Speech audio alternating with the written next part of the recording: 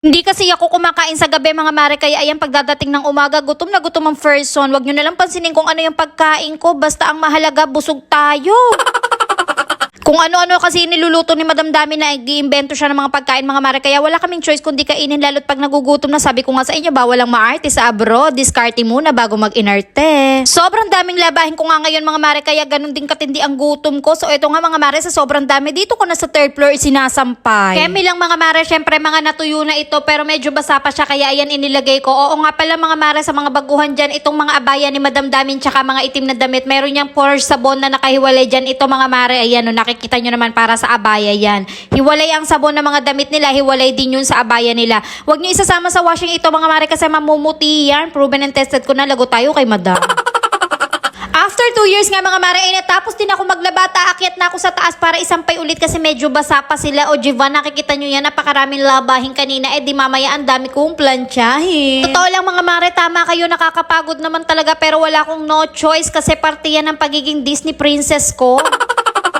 Habang naglalaban naman ako kanina mga mare, ay kailangan kong magsaing na dito dahil anong oras na din. Tapos gumawa na rin ako ng vegetable salad nila Madam Damin. Isda nga lang ang ulam, kaya ayan lang sa lata ang gagawin ko. Meron lang akong kamatis, sibuyas, tsaka pipino, that's it, charis. Ito lang din kasi ang request ni Madam Damin mga mare, kapag isda ang ulam nila, napakasimple, hindi ako mapapagod. So ayan, tapos na nga. After nyan, syempre bumili sila ng pakwan. Pag gantong bumili sila mga mare, for sure matamis to, kaya alam nyo na, titikimin natin yarn. Kakalahati na nga ito mga mare kasi nung binili nila ito, by nung gabing yun, nakita ko nag-slice si Madam Dami, baka kinahin nila ang kalahati. Kaya for sure mga mare, ay katamis nito. O, kita nyo yarn, nag-enjoy ako.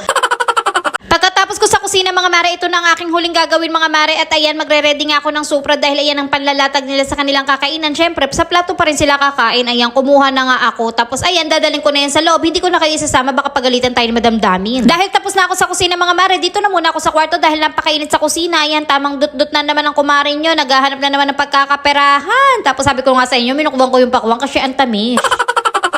Ganyan lang naman ang buhay namin dito sa abroad mga mare. Diyos ko, paulit-ulit na lang pero wala kaming no choice. Hindi kami pwedeng magreklamo. Abay, pag nagreklamo kami, gutom pamilya namin sa Pilipinas. Abay, minsan mas mainam pa na nandito kami sa abroad. Hindi kami nawawala ng pera kahit papaano. Kaysa sa Pilipinas, wala ka ng pera, may utang ka pa. Napakasarap na sausawan nga nito mga mare kasi nga isda ang ulam namin. Gumawa ako ng para sa amin ng kasama ko. So ayan, for dalapang na naman ang person. Kaya minsan naantay ko talagang makalis na tong kasama ko. Magda-diet na talaga ako. Topic nga namin dyan mga mare, yung isa naming kasama na napagalitan ng amo kong babae. Hindi niya naman kasi amo yun, tapos pinagalitan siya. Minsan kasi ang style ni Madam Daming ganun, pinahiya kasi siya, napakaraming tao, tapos pinagalitan siya. So yun mga mare, hindi niya kasi matanggap yung galit ni Madam Daming sa kanya. Ang sabi ko sa kasama ko, sabihan niya, advisean niya na ganun talaga dito sa abroad. Kapag dinamdam mo yung sasabihin sa'yo ng amo, talo ka talaga. Kailangan pag nag-abroad ka, ang puso mo, bato, hindi ka dapat tatablan. Sa totoo lang mga mare, hindi naman talaga natin maiiwasan na hindi masaktan dahil may mga puso tayo, pero wala tayong magagawa. Parte talaga ng sahod yung pagagalitan ka ng amo dahil hindi naman tayo mga perpekto. Dito kasi sa abroad mga mare, kapag mahina ang puso mo, hindi ka marunong tumanggap ng pagkakamali mo, eh wala, talagang kada galit sa'yo, sasabihin mo, uuwi ka. Ako mga mare, wala, matigas na yung puso ko. Kada galit ni Madam Damin, iisipin ko, abay kung na-stress ka sa akin, hayaan ko ma-stress ka. Bakit ako ma-stress sa'yo?